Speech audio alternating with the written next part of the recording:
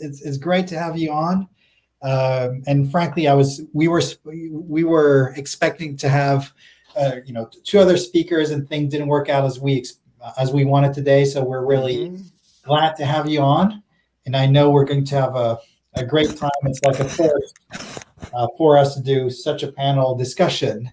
The reason we wanted to have this discussion today is that we've got lots of healthcare customer. That's one thing, but the main reason is today, a lot of hospitals, a lot of healthcare providers are using business objects and are using Epic as well. And the idea was, well, can you explain us what you guys are doing today with business objects? What are the good practices? And then maybe have some words around Epic, because there are a lot of concerns, whether, in terms of universe support. And we've known both of you for years, and we've clearly recognized that you're extremely knowledgeable. Larry, accept that you were not in the Air Force, but I accept that.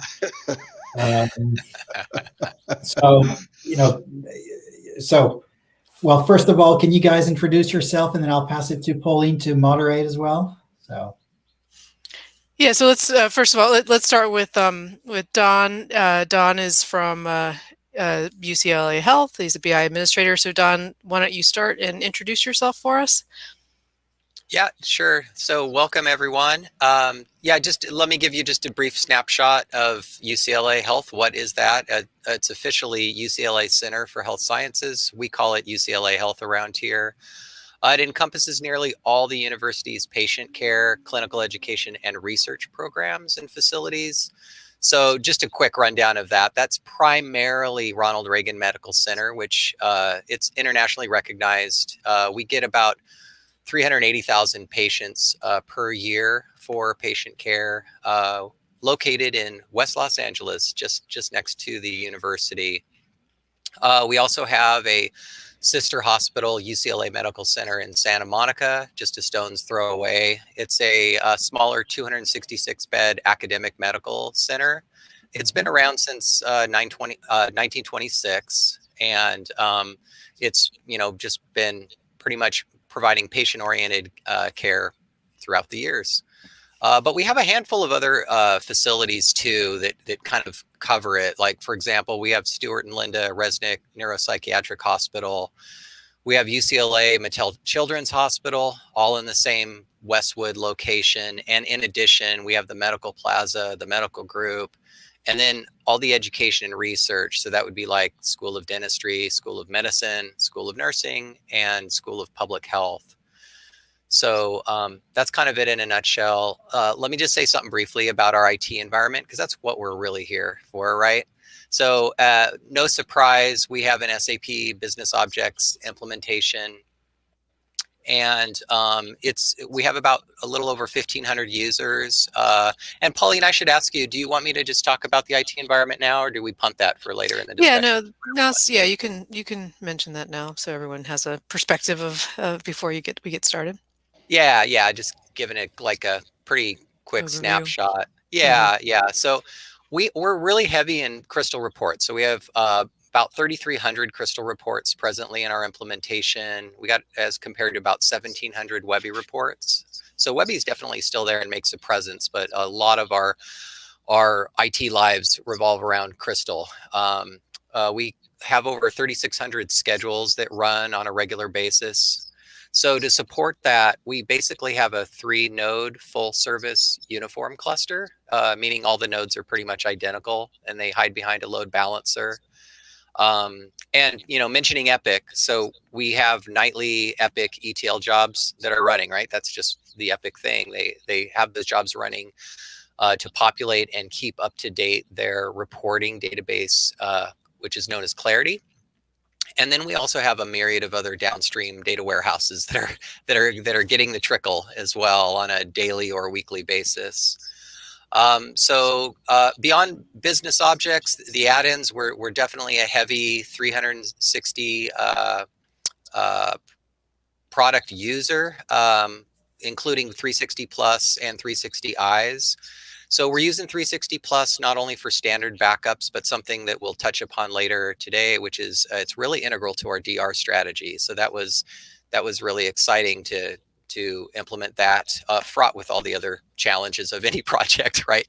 And then 360 Eyes we're using for both ad hoc and in-place solutions. It's just I always say that 360 Eyes provides just this wealth of untapped metadata for all kinds of potential possibilities. So the two things that we'll touch upon today are ETL dependency automation. It's a special solution that we created. And then there's also the EDM dashboard we're working on. It's kind of a newer effort. That's to just provide historical and real-time analytics for our own BI operations. So moving quickly beyond 360, we're also using InfoBurst. A lot of you will probably be familiar with that. It's an add-on product for SAP, providing support for real highly customizable report scheduling as well as bursting. And then we have Tableau, so over 32,000 users there on a three-node architecture. And last but not least, the new kid on the block is Power BI. So we're in the process of rolling that out right now. How many nodes? Only Microsoft knows, right? Because it's all cloud-based. We do have a double node data gateway on premise, so we can kind of get into that if those questions arise. Other than that, just wrapping it up, two projects that I've just mentioned briefly, which we'll probably drill into. Disaster recovery was a really big effort in the last couple of years, and then the ETL project, which we call ETLDA. Okay. But okay. Without further ado, yeah, back to you. Yeah, thanks, Don. Yep, You're are definitely busy. All those analytics solutions. Yeah. So and welcome, Larry. Larry, glad to see you in person. I know we always have seen everybody at some point during conferences, at least in person. Unfortunately, not this year, but hopefully soon. But nice to see you. But yeah, would you like to introduce yourself, Larry? Sure. I'm with Vanderbilt University Medical Center, very long name. We use the term VUMC for short because it rolls off the tongue a little easier. We are, sometimes I say we're only 5 years old, but sometimes we are 100 and some years old. We split from the university in 2016. That's what brought me here to the medical center. And so now both entities are separate entities, although we're falling underneath a single board. From that standpoint, we're not fully divorced from each other, if you will. We're still tied together. But the VUMC is its own entity now, and we have done nothing but growth since we split. I'm assuming that's why we split. We are a Epic electronic health records system, which we implemented 1 year after we split, which was interesting, of coming off of all of the old legacy systems and going on to Epic. We, unlike many, completely migrated to Epic in one move. They said normally people do that over 2 or 3 moves, but we did it in a single move, which was kind of interesting. We're located in Nashville, Tennessee, and we are the regional trauma center for all of Central Tennessee, Lower Kentucky, Upper Mississippi, and Upper Alabama. So our reach is very wide. We have, I think last count, 5 helicopters, 2 fixed wing planes. So we go bring people here and do all kinds of things like that. So we got close to 30,000 employees right now.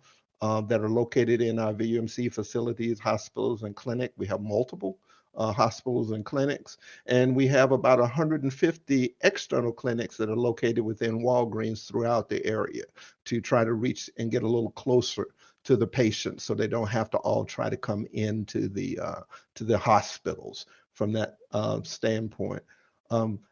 I'll just briefly talk about our IT shop. Our IT shop is split into 3 parts. We have what we call VUMC Enterprise Cybersecurity. That's all the guys that do all of the security and work from that standpoint across any organization within VUMC.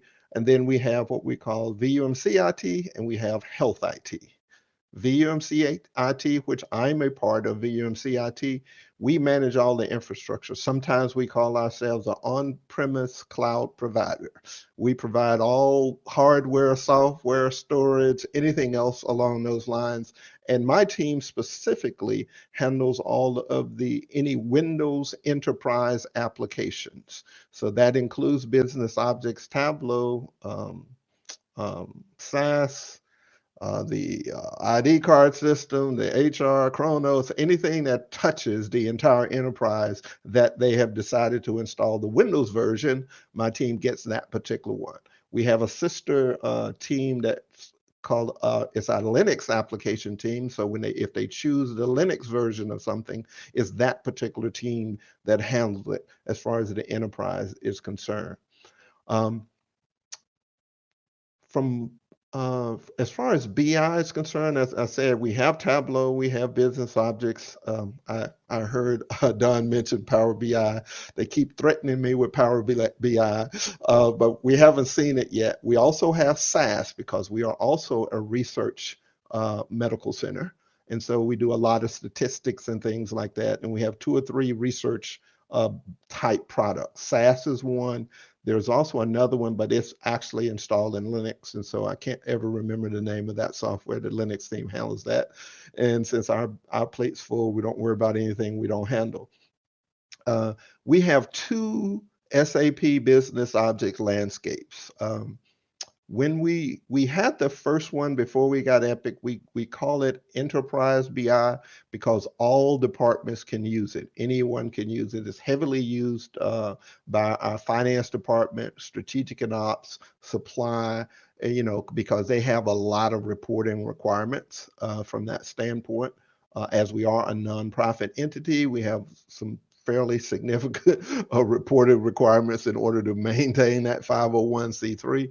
And so BusinessObjects is our business intelligence system of truth.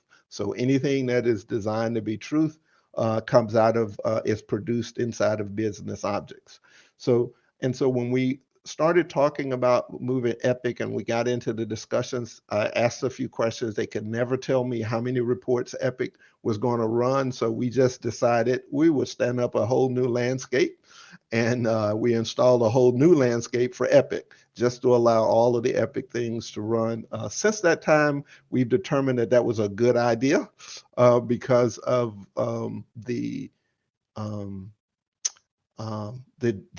I'm going to say the non-standard way it's being implemented here. We installed one part of Epic that's called Hyperspace, and Hyperspace allows all of our medical staff. We have 1,000 doctors and 4,000 nurses, and they operate around the 24-hour clock. And so that Hyperspace is a single interface inside of Epic that's customized for their job. And they can then choose to generate any report ad hoc at any time when they want to. Now, it doesn't generate right away. They just sort of say, I want this report, and then it's scheduled, and that schedule runs every 15 minutes. And so sometimes it can have 15 reports, sometimes it can have 1,500 reports, all depending on how many people decided at that particular hour of the day to ask for some information. And so in Enterprise BI, we have about 6,000 users across all of the departments and there's about 24,000 or so Webby type reports and Crystal reports and other reports inside of that landscape. And that includes customization of the Epic reports that Epic doesn't provide. And so we've taken the Epic universes, brought them over into Enterprise BI, and then they customize those to interface them with our finance system and our HR system and everything else so that they can generate reports.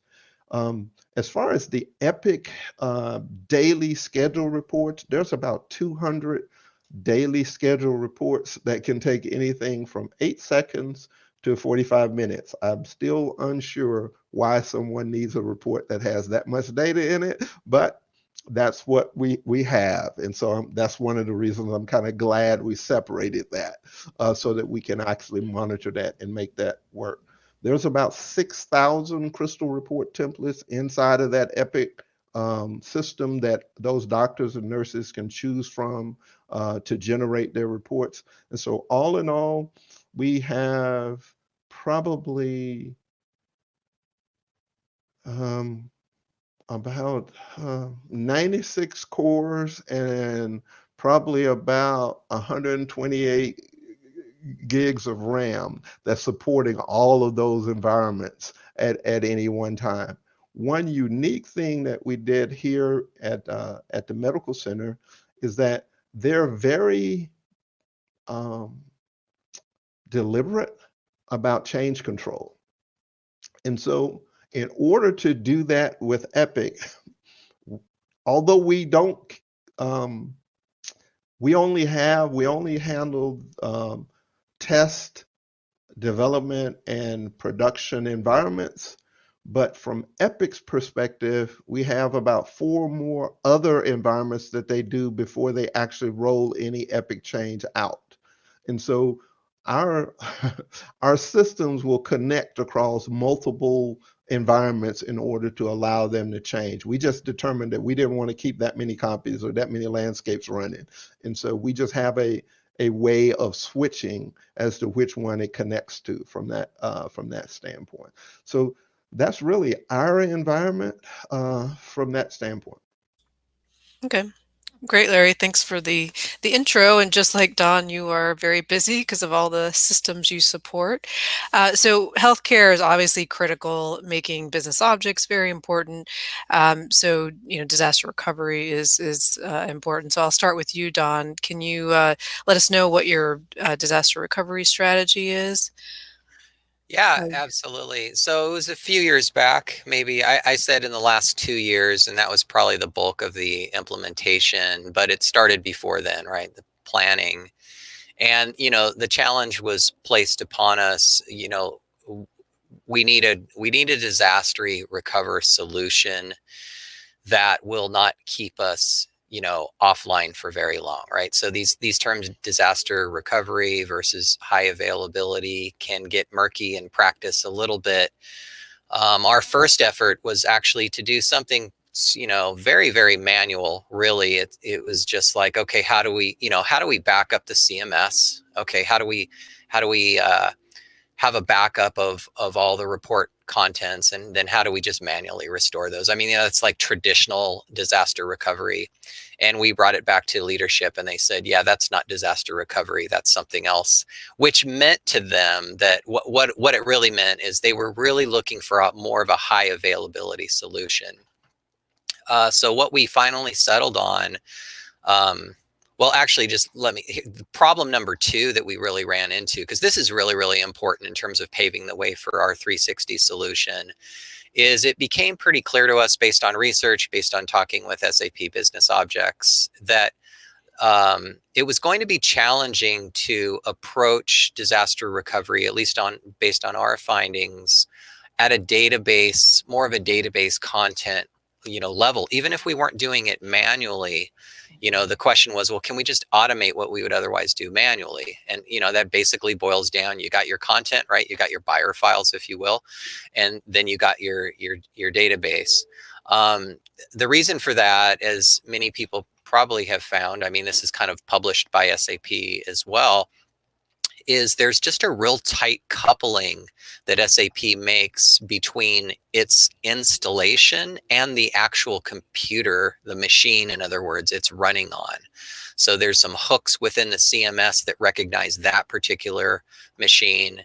And so not going into too much detail with alternate solutions, we did consider briefly a solution where we could basically instantaneously bring up an alternate environment that to SAP like identically looked like the same machine and servers and nodes and all that. But it wasn't a direction that we wanted to head. So that kind of all set stage. What we ended up doing then is we took a really, really strong look at 360 and specifically 360 plus, because we were already able to do a full backup of that environment. So what we ended up doing is really propping up 2 independently running parallel environments. So for all intents and purposes, it's almost like having a prod and a test environment. They run completely independently. They're installed completely independently. But the secret sauce is 360 plus. We're basically leveraging their backup and restore features in order to keep those environments completely in sync. So we basically have backup restore jobs running twice per day at this point that keep those environments in sync. But of course, they're not test and prod. What they are is prod and DR, if you will. So there's two totally independent data centers that are being kept in sync in terms of content. And then what we do during disaster recovery is we just basically, if you will, flip the switch. So our load balancer essentially points from one to the other. There is some lifting that we have to do just to ensure, because 360 gets us about 95% of the way there. There are some kind of maintenance tasks that we have to accomplish, but it was enough. It was within tolerance so that that we could just switch between those two environments in the event of a disaster. So we, as far as once we got that implemented, our policy, kind of our maintenance policy, is we actually manually force a cutover from one environment to the other about once or twice a year, just to ensure everything is working as expected. So that's kind of it at a high level. I kind of want to just take a breath and see if, you know, we want to have input or, you know, questions or. I was just curious. So how long, when you do that switch over, how long does it take? Is it an hour? Is it, you know? Yeah, that's a good question. I guess I should have the stats on that. Let's just say it's less than. No, it's good. It's like, oh yeah, well, did it achieve the measurable outcome or not, right? So it's less. Let's just say it's less than 2 hours. Okay. Yeah. Okay.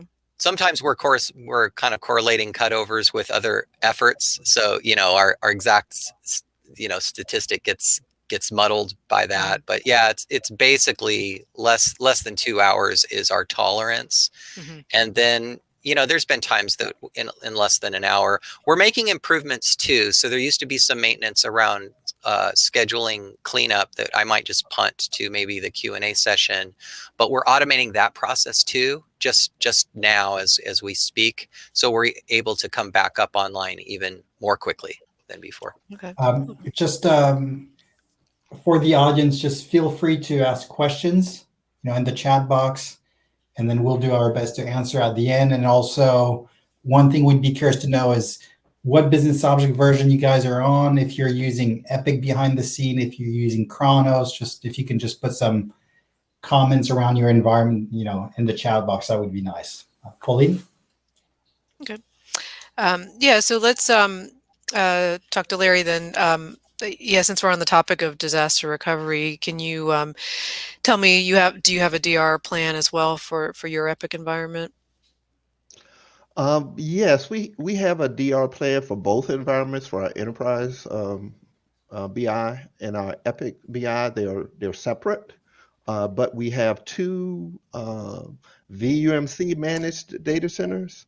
So we call them on-premise. They're not necessarily on the campus. We have one that's on the campus, and then we have another that is geographically dispersed so that, you know, to protect against a single accident happening. We call them DC1 and DC2.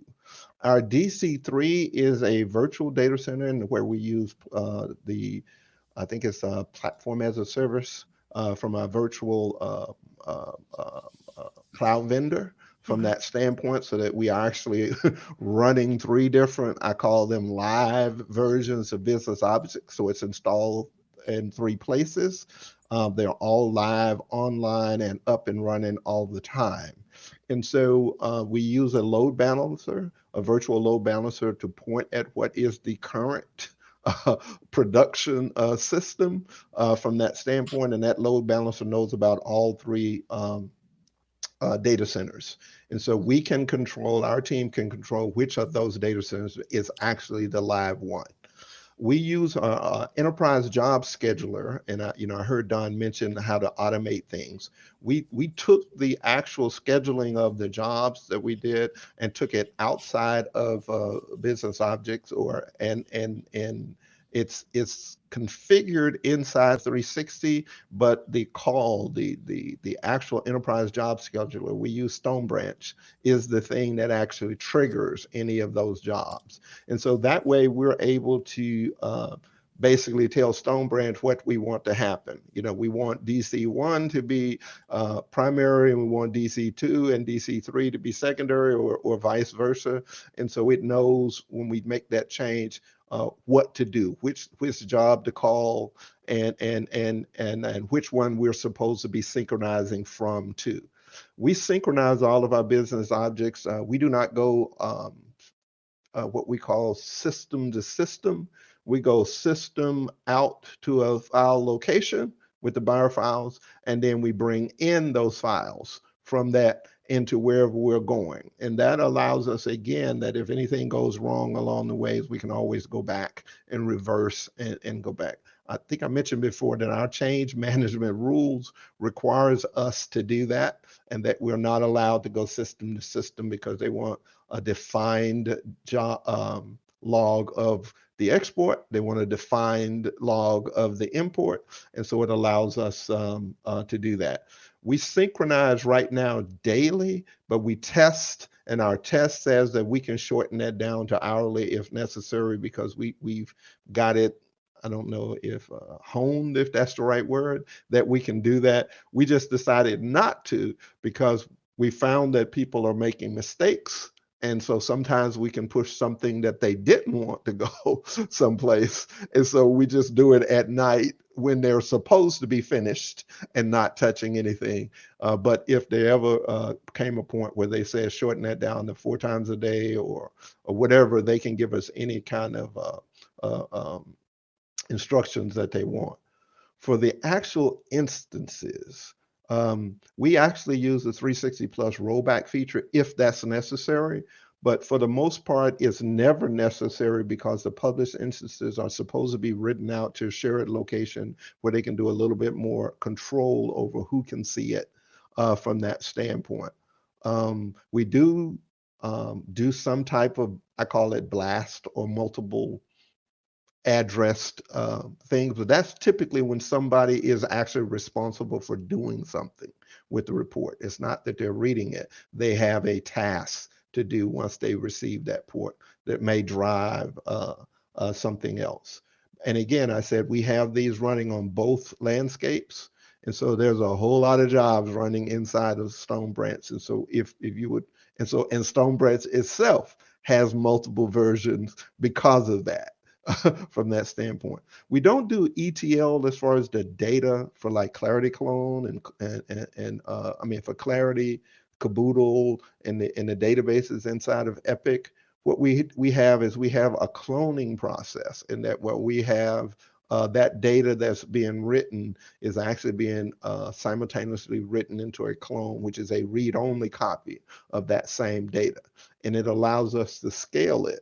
So that as the jobs or the requirements or the for reading that data grows, they're not really hitting the production system that's directly connected to Epic. They're actually hitting a clone copy of that database, and we can just kind of add RAM, add whatever we want to do on there, because since it's not production, we don't have that same change management thing before we can actually add anything.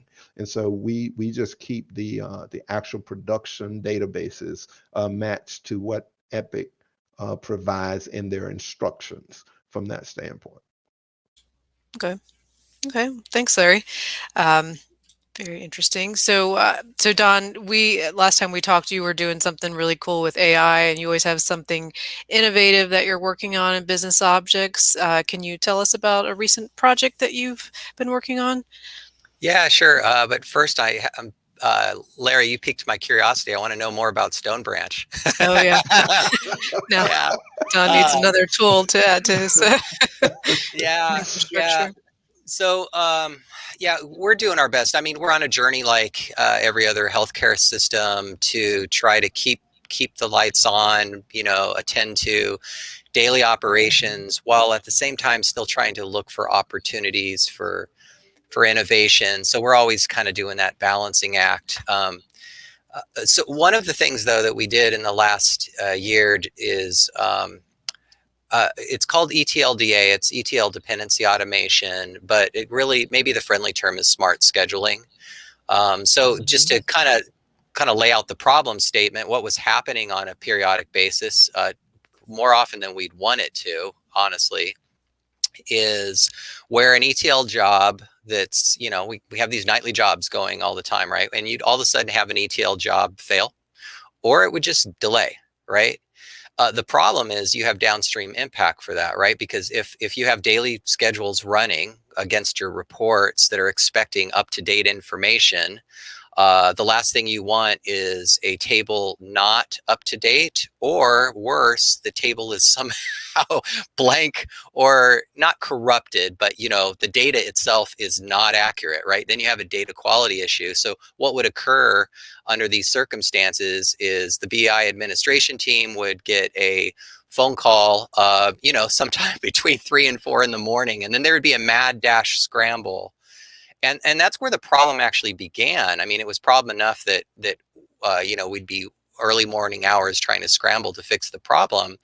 But if anyone's familiar with ETL jobs, if you have more than one, which normally you will, the question becomes, okay, we have one ETL job among many, possibly dozens. Where is the actual impact? So what we were doing for a while is we would literally put a halt on all schedules across the board until that ETL issue got resolved. So now you're having a new problem, right? The new problem is that you are holding up delivery of service, right, to people, to users and customers throughout your healthcare system that may be completely unnecessary, right? Because they're not even impacted. So that's what really gave birth to this idea of ETL dependency automation. What we basically did, what began actually as a script, has grown into more of what I would call, you could call it a script on steroids, I guess, but it's really a full-blown, almost a framework.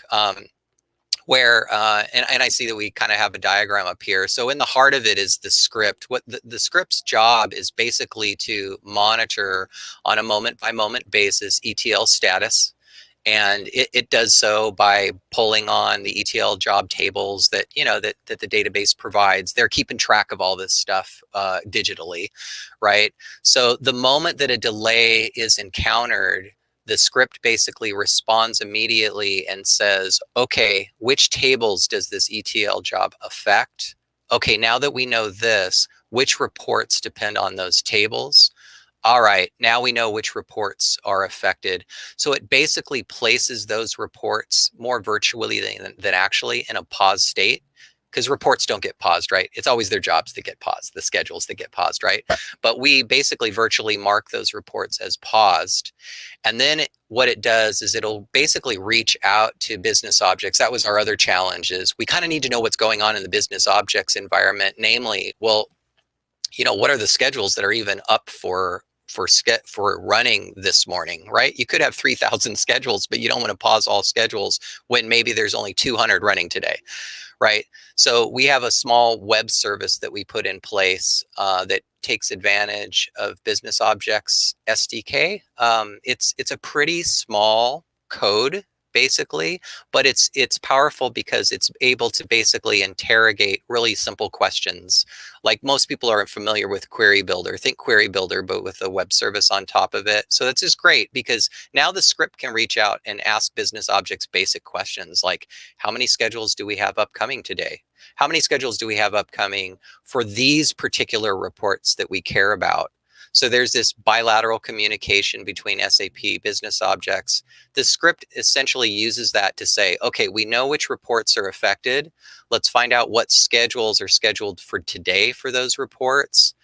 Now we're going to ask the probably equally important question, just because they're scheduled for today, what's scheduled in the next hour?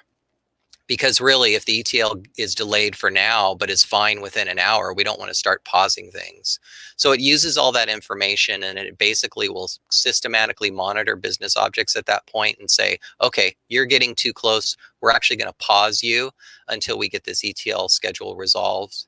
And that's essentially how it works. And then, of course, there's the other side of it, right? Once you have any kind of pause actions taking place, you want to make sure those schedules get unpaused, right? So, so it'll continue to monitor the ETL status. And as soon as the ETL says, hey, I'm complete, then it can reach back out to business objects and say, okay, you can release those schedules now. So that's basically it in a nutshell. And so what that guarantees is data quality, but takes a more granular automated approach to pinpointing the delivery of service so that not all of our scheduled jobs are held up on a daily basis. Yep. So that's kind of it. Very cool. Yeah, that's a good way to avoid users finding out there's no data or they're getting partial results, that kind of thing. Yeah, very, very cool solution. Okay, so Larry, about regulatory needs. Are there any regulatory needs you have regarding backups and retention at Vanderbilt? Yes, there are. I want to say something right here for Don, because he made a statement at the end, at the beginning, where he wanted to know about Stone Branch. Stone Branch is it's a job scheduler that's independent of any system that's out there. You can make it talk to anything that's out there. It has agents that you can put on any server that you have running. So you can put it on a Linux server, you can put it on a Windows server, and things like that. The reason that we moved to Stone Branch is that our ETL jobs were already over in Stone Branch. So all of the ETL jobs were already being scheduled in Stone Branch. And so we kind of came over and say, well, let's find out what all the jobs are running, because we know which jobs need to finish before we need to run. And so then we just got with the team that's responsible for those jobs, and they gave us the ability to set a dependency of our jobs on theirs. And so rather than have it being in the business objects instance manager, it's a defined job inside of 360 that I trigger from Stone Branch.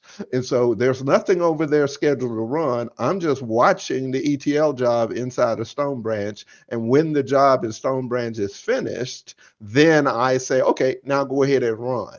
And then it also allows me then to trigger, like you said, if we know that people want that thing to be ready at 7 o'clock, at about 6:45, 6:50, if that thing still hasn't finished over there, I can now trigger through another system, and it sends out an incident that then notifies users, this information is not available, you will get it later. It's just some default stuff that's out there. And then as soon as the job run, it knows it's already sent that incident out. And so when it then runs, it sends an update to the incident to say, okay, all data is now available. You can go ahead and do whatever you're supposed to do. It's just some standard text that we have in there. But because they already had the ETL jobs in Stone Branch, it was easy for us to plug in where we wanted to plug in and understand things that we're doing. And without that, we would have probably been doing something just like what you're doing, because that was the only option that we had if we were going to use the instance manager and everything else, was to know all of that. So our stuff is in Stone Branch because, again, it's in that whole change management thing that they had, and they had to go through it, and they got to document everything that happened. So they have to do the export, then they have to test the export. Now, this is somebody else's job, it's not mine. And then once the data is good, then they can do the import, because there's no direct feeds that can happen inside of us. And that kind of feeds into what Pauline just asked me. We're governed by regulations as a hospital. We're governed by so many regulations. Sometimes I lose track of them. Of course, as a hospital, we're governed by HIPAA, which of course all medical centers are governed by HIPAA, but that's really just protecting the personal health record information and things like that. because we're a research hospital and we get data from various places, we also inherit the regulations that come with the data. So if we get data from the National Institute of Health, they say how we have to keep it. So now we have their regulation. We also get data from, I know from at least Stanford Medical Center and a couple of other large ones that are out there. And when we get their data, we now have to we have to kind of integrate the governing that they do. So we are so governed that our data backup and retention is just like we're not getting rid of anything for 20 years, because it's just we were trying to do the individual regulations, and so finally we just said, let's just pick a time that everybody fits in. And that's what the executive says. So we keep everything for 20 years. So of course our storage team got a whole lot of money to add a whole lot of more storage, so there was a whole bunch of things that cascaded from that. But we use the 360 Plus to back everything up. And then in that backup location, we use a vendor supply retention for long-term storage. So basically they are trimming that based on a time we give them, typically 3 years.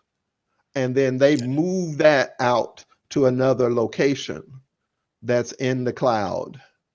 But then the storage team, based on my request, I can say, go bring back in, however much that I need to bring back into my storage to my backup location. And once I do that, of course, I can now see it inside of 360, and I can actually restore anything from that standpoint. So rather than being sort of export it out and keep it in a retention place and now figure out, well, what report did it come from, or what, it's really still all a part of my business object environment from that standpoint. So I see everything as various instances that I have that's out there. Now, Okay. where this became a challenge, and I'll just say this, is that we had to learn how 360 Plus named everything from backups. Because since it was named according to the cluster, and I'll just say this here, we had to be very careful about how we define our cluster names. Because if you change your cluster name and you get ready to back up, you get to start again and back everything up all over again. So I just wanted to say that, and Pauline helped us understand, okay, we're not going to keep creating cluster names. We're going to define the cluster names. And once we have them all defined, those are the only names we're going to ever use from that standpoint, if ever in life, so that we don't have to start back over and back everything up again.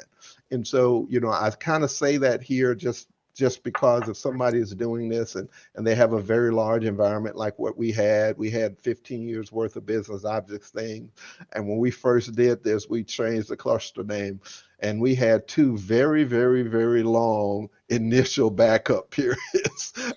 And so we learned not to do that again, from that standpoint. So we only did that one time. And so 360 has allowed us to do backups that do not use the SAP type of backup. Everything is backed up using bar files based on dates and changes and times from that standpoint. And so it has made life very easy. One thing I forgot to say at the beginning is we went through about a 6-month proof of concept trial period.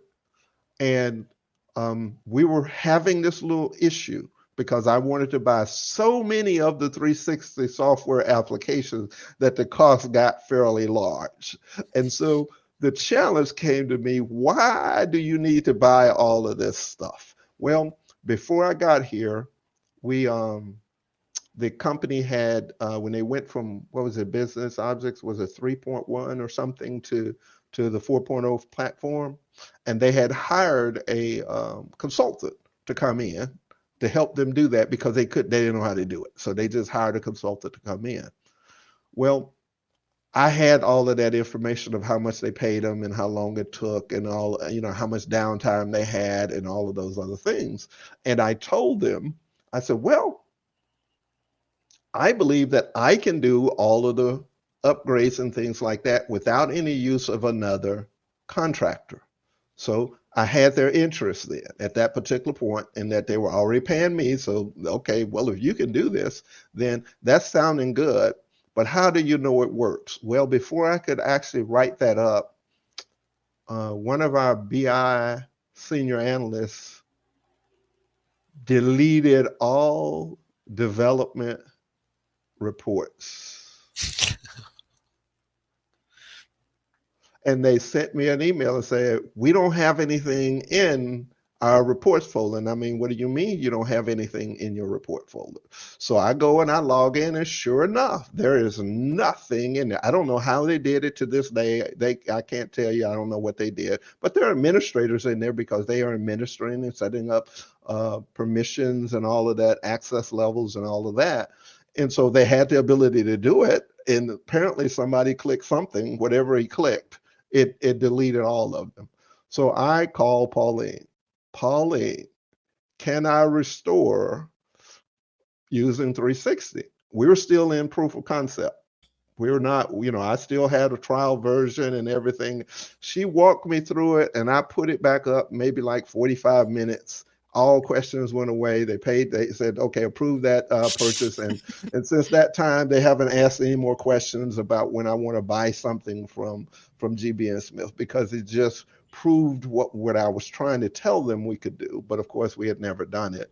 And so it was just one of those things. So I wanted to kind of put that story out there, because sometimes it's a little challenging, because I think I have all products except for 3. And so we're still talking about those 3 right now. Yeah, sometimes you don't realize the value until you actually experience it, right? Yeah. Larry, are you, and probably, are you saying that Pauline or Yasmina, they're helping customers out, or is that what you're saying? What I'm saying is my developers now all know Pauline's name. And anytime I'm running into a problem, they ask me, can we get Pauline on the phone and talk to her? So I'm thinking that they actually like GBN Smith from that standpoint. They don't ask me about calling SAP or anybody else to get on the phone, but Pauline, they know her name. In the backup, we still argue with people, just trying to explain them, the power of what we do. And your story actually has been great. It's a great story to share, because it's real. Well, if you think about it, you got to think now, this is the development environment. So this is all the reports based on everything that they're working on up until this time. So that would have meant that they would have had to try to pull them all back from test or back from prod in order to get started all over, but would not give them the ones that they have like in draft and things like updates, that. So they would have been in pretty dire straits at that particular point in time as the developers, because it's all the projects that they're working on. It's one thing if you lose prod, because those are just production reports, but developers typically have a whole lot of stuff that's nowhere else, except for in the development environment. And so they were panicking a little bit. Right. That's a lot of lost work for sure. Yeah. Yes. Okay. Well, it looks like, thank you. Looks like we have a question from Summit. Yeah, it looks like it's for Don. So he's asking your solution for your ETL-DA solution. He's wondering, he just wanted to understand what the ETL solution you're using. And he said ETL has a scripting capability that you can use flat file-based events in BusinessObjects. Yeah, so if I understand the question, well, first of all, just taking it on face value, the ETL solution itself, like the actual technology we're using to actually execute and run, it's a myriad. It's not my strong suit. It's handled by another team. So part of it is handled by Caboodle. We're also using some limited SSIS packages. I'm not quite sure what the name of the ETL engine that is used de facto by Epic. I believe it exists. I just don't know what that name. So I'm probably not going to be as helpful there. But you're right. I mean, what I'm hearing in the question is there's a push and a pull type of decision that you can make with this. If the ETL technology that you're using has the ability to meet the requirements that I described, then you could definitely start from that end and kind of monitor and manage like downstream. For example, if your ETL technology not only has the ability to detect, monitor, report, and notify the status of the ETL, but actually has the ability to take action, and in this case, it would literally be reaching out to the business objects environment, communicating to that environment, and having the knowledge and ability to pinpoint the exact schedules affected and take actions accordingly, yeah, then you could definitely have it in that direction. For us, it just seemed to make equal, if not better sense, to have a centralized monitoring system that was reaching out, basically just checking status, and then then taking the appropriate action. It provides a good integration point for us because it also allows us to scale and expand beyond a particular ETL technology. For example, this gives us the ability to handle multiple ETL or even multiple job dependencies throughout our organization if necessary, right? So right now it's a business objects type of thing, but we can easily extend that to downstream info burst jobs, but even upstream, we can monitor other things that SQL Server replication, for example, that may use its own ETL technology. So hopefully that helps kind of provide feedback and answer the question. Thanks for the question.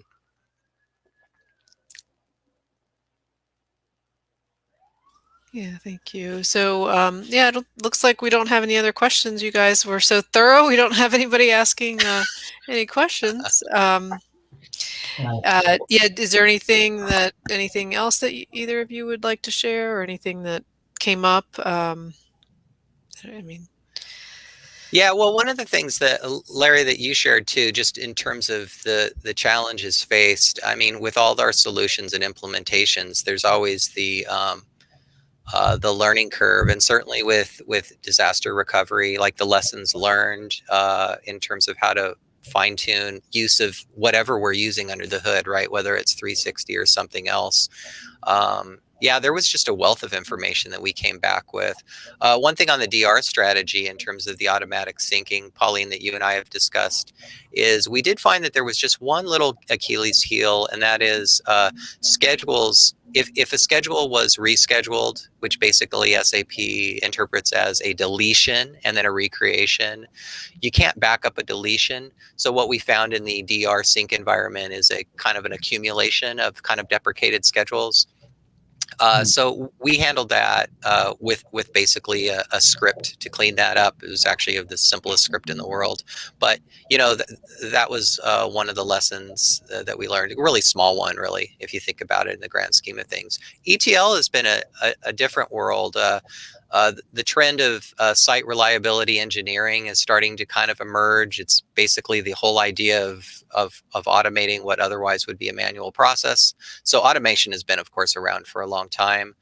But in that regard, I think the ETL DA solution really allowed us to kind of bump up against things and ensure that we were handling them in the correct way. So I could really relate to Larry when you're just talking about those type of issues in particular.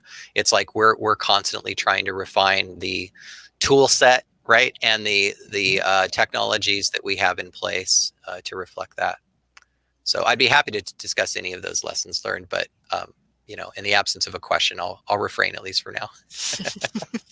Well, Don, now you said something that I'm very interested in, because that whole thing of something got deleted and we're going between live systems and trying to determine how to now take out what is no longer there, because that has been one issue that we've had. It creates a number of let's say errors, and what we found it creates a number of errors or warnings in the backup process from that standpoint.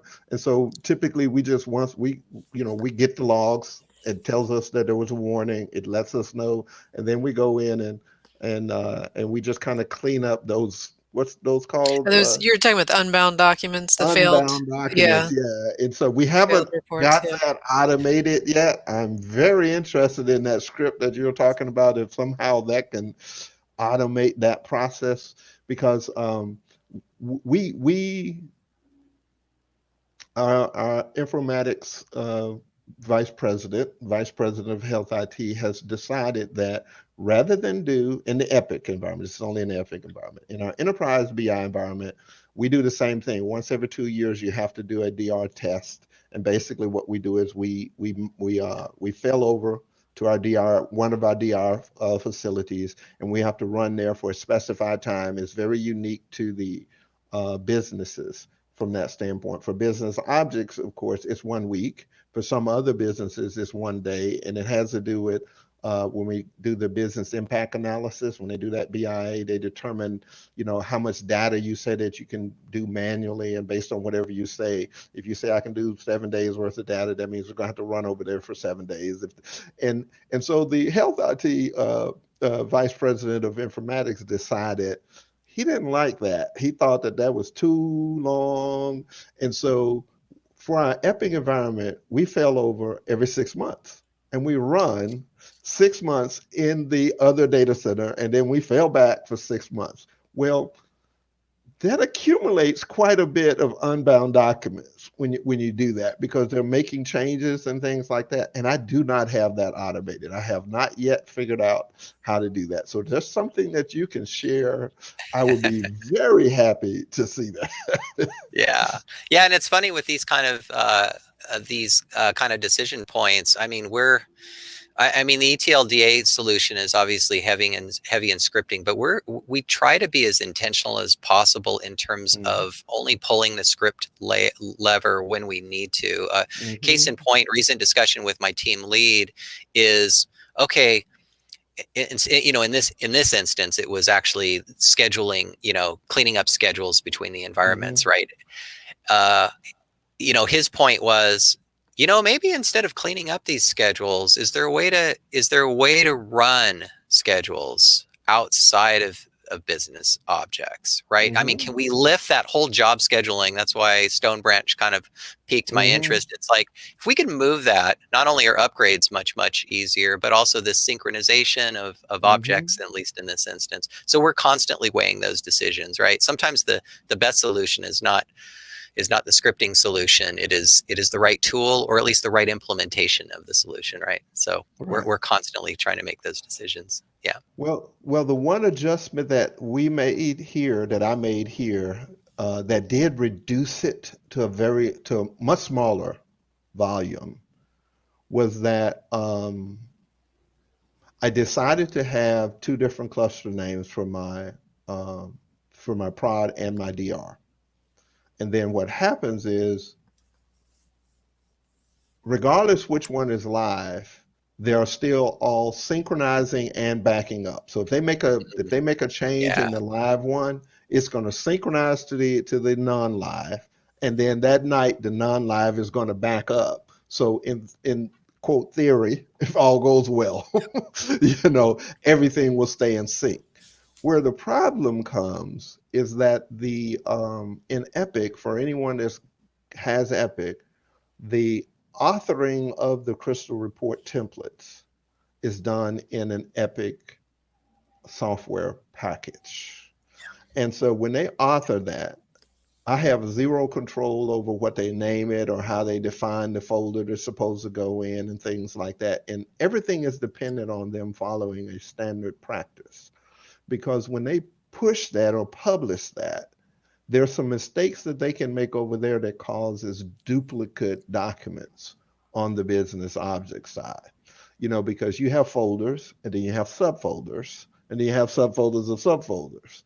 Well, if they do something incorrectly, then it actually creates another folder, because Business Objects takes the character value that they thought meant go into a subfolder. And it says, oh, no, that's just a character. I'm just going to add that to the name of the folder. So you go over there and you find all of these duplicate looking things over there, and then trying to figure out which one is the most recent one or correcting it is almost impossible from that authoring tool that they have. It would probably break a whole lot of things if they tried to do it. So we're kind of stuck with their mistakes. And that's what I can't seem to get my hands around. And what I'd like to do is to be able to understand, okay, this is actually the same document. It's just sitting in here. Which one is old and which one is new? Right. And then I'd like to just get rid of the old one, because it's never going to get used again. Because when they author it over there, it tells the hyperspace client, here is where this document is. It no longer knows anything about the one that was created before. And so it's unbound, but unbound from an Epic perspective, not from a Business Objects perspective. And so it's just now something sitting out there that's never going to get used, because it's now disconnected from Epic. From hyperspace, yeah. Yeah, from hyperspace. So that's where I say, if you got some other kind of script then which we probably can take and modify, and because I know what to do if I had a script to go in and clean it up, but I don't have the script to actually execute. Does that make sense? Does that make sense to you? Absolutely. Yeah, would be happy to collaborate. That'd be great. Okay. And you see, this type of conversation, that was, one of the intent of the session of today, because both of you, you're on the panel because we've known you guys are super knowledgeable, but there are a lot of other deployments out there that don't always have as much experience as you guys do, and it would be very beneficial to be sharing knowledge like that with other hospitals that have got similar challenges. It's whether it's with us or not, it doesn't even matter. But we hear so many pain points, and we're sharing knowledge is key on that. Yeah. So, guys, I really just wanted to thank all of you. Don, thank you as always. It's been great to have you. Larry, it's been great to have you, and sorry for teasing you earlier. I actually had my hat I pulled out for you. I prepared for the day. If we had Scott together, he was actually a sailor, so he was. Oh man, that we could have both. That was very, very easy. Pauline, thanks again as always.